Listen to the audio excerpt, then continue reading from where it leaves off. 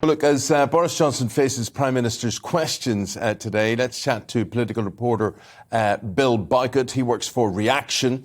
Bill, we thought, maybe even Boris Johnson thought he was out of the woods on all of this. Is he? I would say that Partygate has always been lingering, within Downing Street, and Boris Johnson's feared that this could topple his premiership. And now we're seeing that these first fines have come from the London Metropolitan Police, 20 fines, and that they imply that more may be coming depending on the evidence. But whether this particular episode, or the second part of the Partygate scandal, is going to threaten his leadership, I'm not quite sure. I think many Tory MPs are thinking that now is not the right moment for it to spark a leadership challenge, given the crisis in Ukraine, the cost of living crisis, the energy strategy which the government are having to unveil and is being delayed. So while I think we need to wait until the full investigation is concluded, and also Sue Gray still has to publish her a report in full from her internal inquiry, Boris Johnson, while he may get a grilling today at Prime Minister's questions and also the liaison committee, he's saved for another day, I think. Interesting seeing the headlines this morning. For example, just the eye in front of me here, PM in denial over number 10 party fines. I mean, he's refusing to say that criminality happened, even though now the Met Police have issued these fines. What are the implications for a Prime Minister who has stood in the Commons and has openly said to everybody there, in front of the world's cameras, no rules were broken? The guidance was followed, and yet the police have found otherwise, and he still doesn't accept that. What are the implications? So, as parliamentary convention entails, if Boris Johnson did knowingly mislead the House of Commons by saying that the key claim on December the 9th, that all guidance was followed, and having misled the House, then that's a resignation matter. But he's got a saving grace that if he were to say that actually I said it unknowingly or I was misled by my officials, like Simon Case or Martin Reynolds, that there were parties, but I wasn't aware of them, that they were breaking lockdown rules, then he would have to correct the record in the House of Commons, which in itself is quite embarrassing.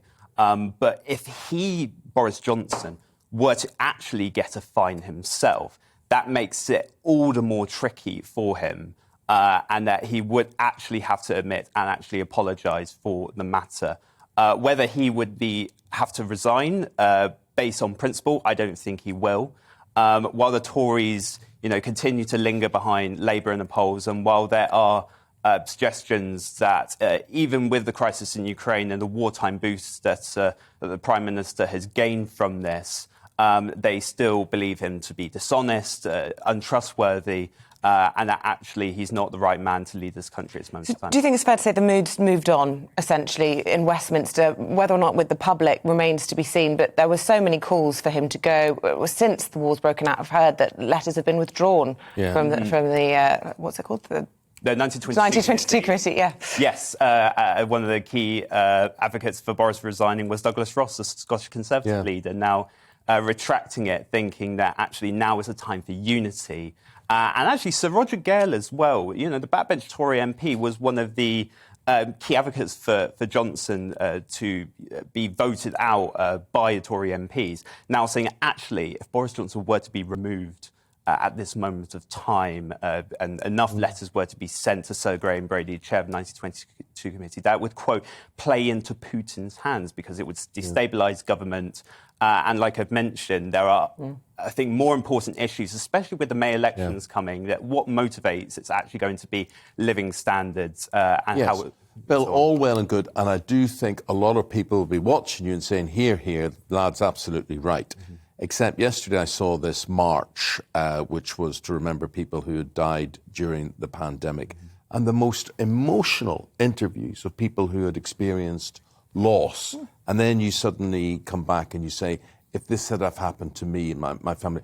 There was a woman saying, basically, she wishes she had have broken down the door to go and see her husband before he had died in the hospital. But instead, she followed guidelines which Boris Johnson had issued.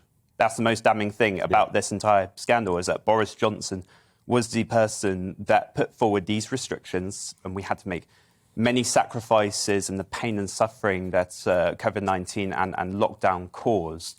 And there doesn't seem to be kind of any remorse from Downing Street. Yes, maybe they're not commenting at this moment of time because there is still a criminal investigation ongoing and they don't want to impede that process. But I'm not seeing so much lack of empathy. And it'll be interesting to see maybe what the response from Boris Johnson is going to be today, and also from ministers and the line that they'll be taking. Well, it'll be a busy day. Bill, thanks for your take on things. Really appreciate that. Bill's a political reporter at Reaction, and we want your reaction, of course. Talk to us about this. Has the moment gone? Is this response proportional? What you're hearing with these, I keep forgetting what they're called. What are they? Fixed penalty notices. Fixed penalty. That's because I've never had one. Well, I haven't either, just to clarify. So basically, you know, just call them a fine. About this. Is this serious? Did you lose someone? Did you feel you were restricted? Do you feel that Boris Johnson is a hypocrite? Or do you feel, as if Bill was reflecting there, some people thinking, hey, there's a war going on, we need this man leading the country? Let us know, and it's gbviews@gbnews.uk, or you can tweet at GBNews.